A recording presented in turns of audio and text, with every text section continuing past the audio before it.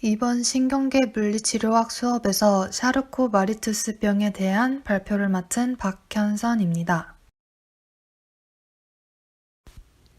목차는 다음과 같이 샤르코마리투스병의 개요, 종류, 증상, 치료 방법, 관련 논문 발표 순입니다. 먼저 샤르코마리투스병의 개요입니다.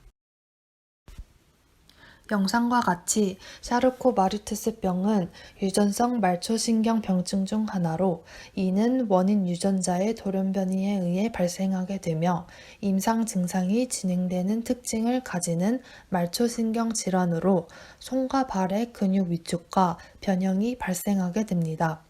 종류로는 유전운동감각신경병과 유전운동신경병, 그리고 유전감각신경병이 있으며 이 중 유전운동감각신경병의 비율이 가장 많으며 이를 샤르코마리투스병이라고 부릅니다.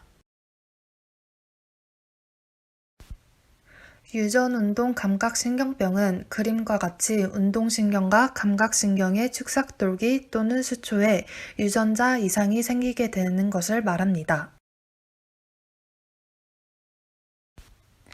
샤르코마리투스병은 1886년 프랑스인인 샤르코와 마리, 영국인인 투스에 의해 처음으로 기술되었으며 이들 이름의 첫 글자를 따서 CMT 질환으로 불립니다.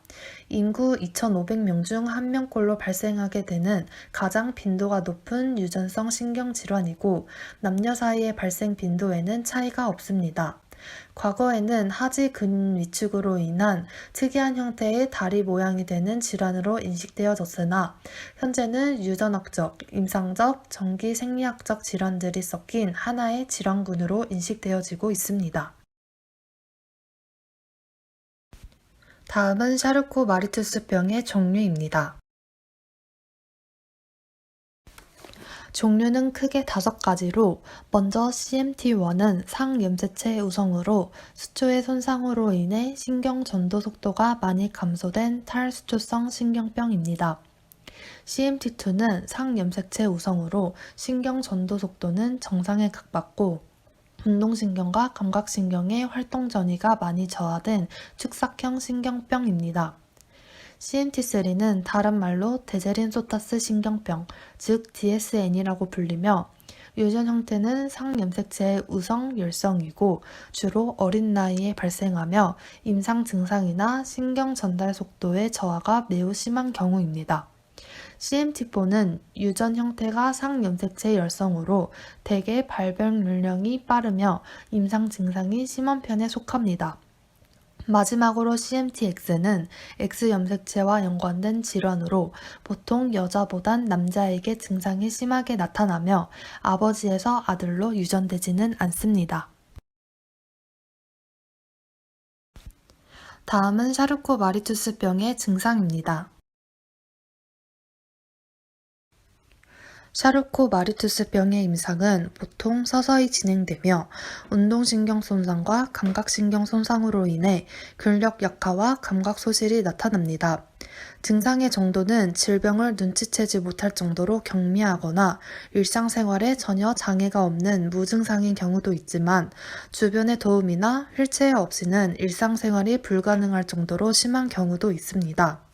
검사 방법은 신경전도 검사와 근전도 검사와 같은 전기생리학적 검사, 신경생검, 유전자 검사로 진단하게 되고 유전성 질환인 만큼 가족력이 있는 환자의 경우엔 이와 같은 검사가 필수적입니다. 초기 특징으로는 하지 원위부의 위축으로 인해 발처짐이나 발의 아치가 높아지는 요족이 나타나게 되고 감각에 이상이 발생하게 되며 이로 인해 통증을 못 느끼기도 합니다.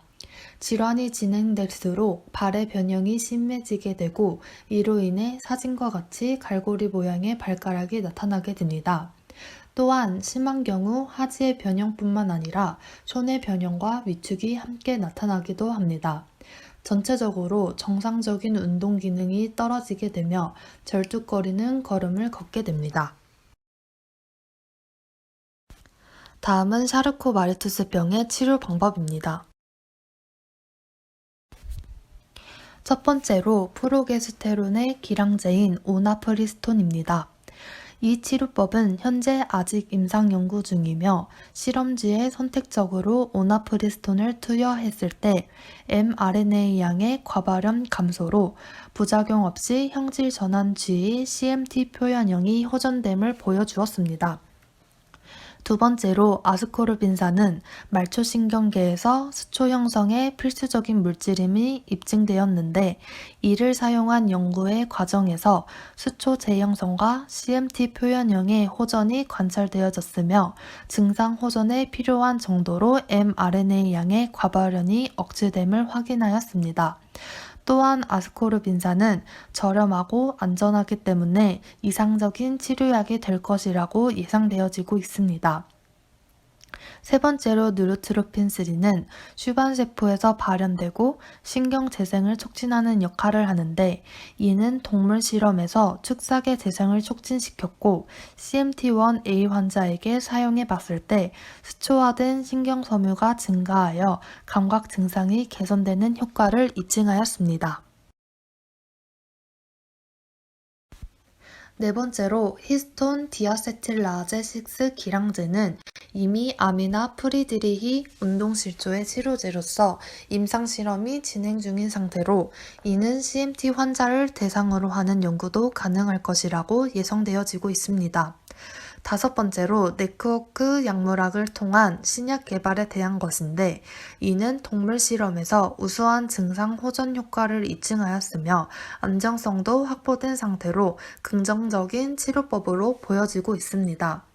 마지막 여섯 번째로 물리치료와 운동은 아직 과학적인 연구가 부족한 상태이지만 근력 증진이나 운동성 향상, 관절 기형이나 넘어짐 방지, 손 기능 개선 등 여러 방면에서 효과가 있음을 보여주고 있지만 너무 무리한 물리치료나 운동은 환자에게 피로감을 주어 오히려 무력화가 될 수 있으니 주의하여야 합니다. 다음은 관련 논문 발표입니다. 우선 첫 번째 논문입니다. CMT의 주요 증상 중 하나는 발등 굽힘의 약화인데 이 논문의 실험은 12주간 CMT의 축삭 형태를 가진 15세 소녀에게 점진적 저항 발등 굽힘 강화 프로그램을 진행하였을 때 실현이 가능한지에 대한 여부와 안전성 확인 그리고 유익한 정도를 확인하기 위해 진행되었습니다. 이 논문에서 시행한 점진적 저항 발등 굽힘 강화 프로그램에 대해 간략하게 소개하자면 환자의 발바닥이 바닥에 닿지 않도록 테이블이나 의자의 가장자리에 앉게 한 후 그림과 같이 발목의 등척성 운동을 하게 합니다. 이때 가능한 범위 내에서 풀 도지플렉션 후 4초 동안 플랜타 플렉션으로 위치시킵니다. 이 과정에서 한 세트당 10회씩 시키는데 각 발마다 2세트씩 하며 세트 사이당 1분씩 휴식시킵니다. 6주 이후에는 3세트까지 늘리는 것을 목표로 하고 잔류 필요를 최소화시키기 위하여 환자에게 훈련 후에 최소 30분 동안 쉴 수 있다고 미리 고지해 줍니다. 이때 환자에게 피로감이 들지 않도록 하기 위해 훈련 부하하는 날이 연속되지 않도록 합니다. 결과로는 12주 동안 발등 굽힘의 강도는 56%에서 72%, 발바닥 굽힘 강도는 15%에서 20%, 서서 멀리 뛰기는 16% 향상되어졌고 보행에 있어 속도, 케이던스, 걸음 시간 및 보폭에 대한 보행 능력은 향상되어졌지만 균형과 지구력은 향상되어지지 않았습니다. 이 실험은 수능도가 높고 부작용은 없었으며 결과적으로 점진적인 근력 훈련이 아동기 CMT에서 발의 약화와 장애를 돕기 위한 실행 가능한 중재가 될 수 있음을 시사하였습니다. 다음으로 두 번째 논문입니다.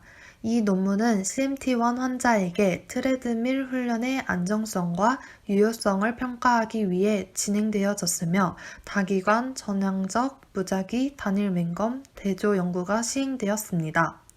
53명의 환자를 무작위로 2개의 그룹으로 나누었고 1차 결과 측정에선 걷기 평가를, 2차 결과 측정에선 균형을 평가하였고 치료 3개월과 6개월 후에 평가하였습니다. 실험 결과는 대부분의 환자는 치료 3개월과 6개월 후에 걷기 또는 균형 평가에서 적어도 하나의 평가가 개선되어졌고 부작용은 두 그룹 모두에게서 나타나지 않았습니다. 결론은 스트레칭과 고유수용성 운동 및 트레드밀 훈련 모두 과로로 인한 역할을 유발하지 않으면서 CMT 질환의 영향을 받는 환자에게 객관적인 이점이 있음을 시사하였습니다. 다음은 사용한 사진, 영상 관련 논문들의 출처입니다. 이상으로 샤르코마리투스 병에 대한 발표를 마치겠습니다. 감사합니다.